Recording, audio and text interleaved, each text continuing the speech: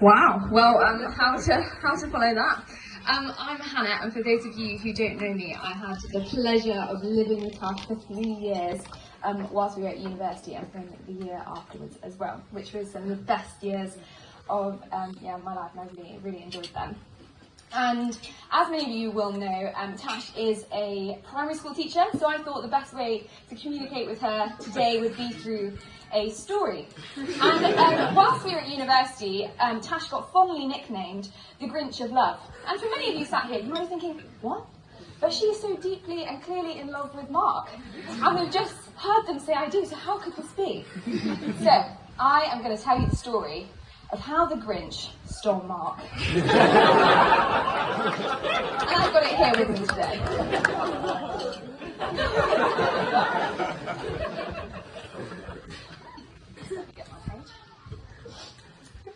Everyone down in Bristol liked romance a lot, but the Grinch, who lived north of the river, did not. The Grinch hated romance, the whole romance thing.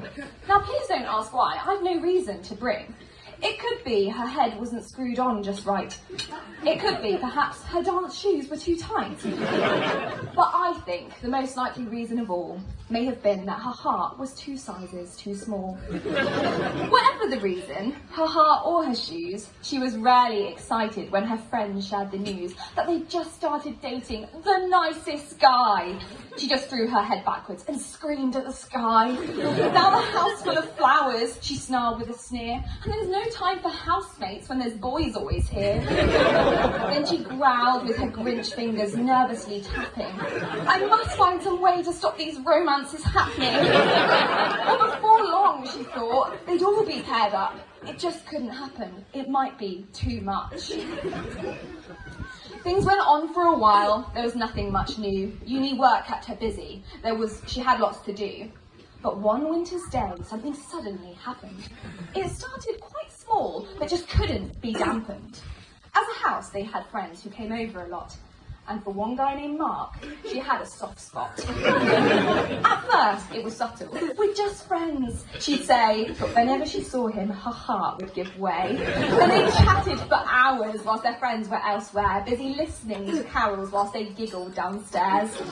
It was when she got home that evening she thought, oh help, it's happened. I've been deviously caught in a trap that is manned by a man wearing glasses. Perhaps I can hope that somehow it all passes.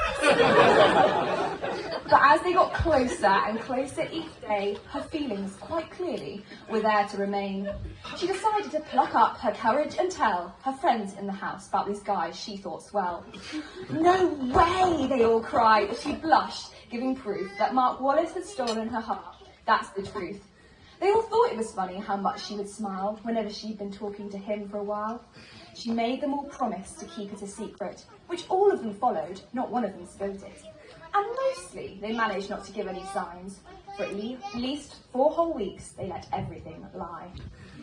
Alone in the kitchen it all came to a head. At last Tash had realised it was time that she said all she'd been thinking for the last couple weeks. So she took a deep breath and she started to speak. I'm sure we can guess all that might have ensued, since now we're all here and they've both said I do. At least when they both left the kitchen that night, Tash wore a huge smile, clearly filled with delight. One housemate asked Mark, did you have any clue that Tash harboured these feelings before she told you? I had a suspicion whilst doing the play. I knew it, one housemate then started to say. I knew you weren't subtle, you'd blush and you'd laugh. Especially when husband and wife were your parts. It's true, Mark replied, we were cast to get wed, but that's not the reason the thought entered my head. It wasn't quite Tash who gave us away, it was somebody else who was near us that day.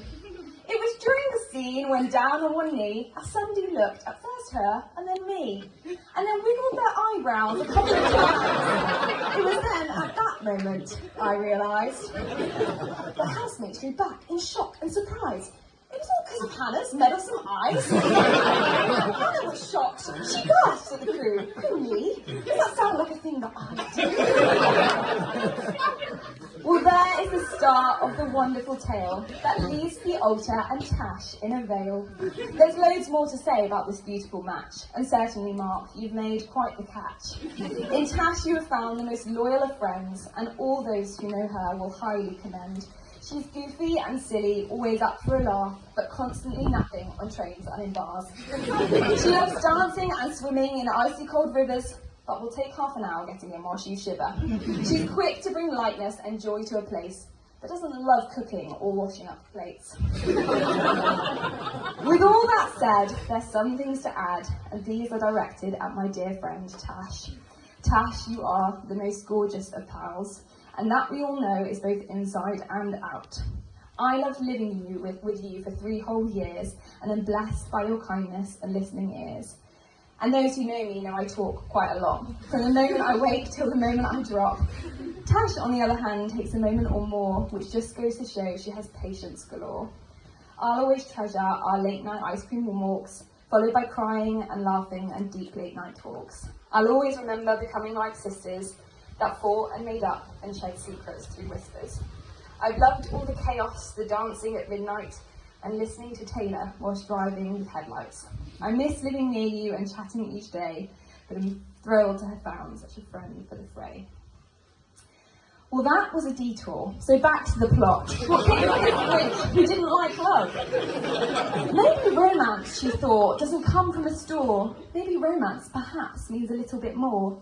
And what happened then? Well, in Bristol, they say, there's a huge celebration that will last all the day.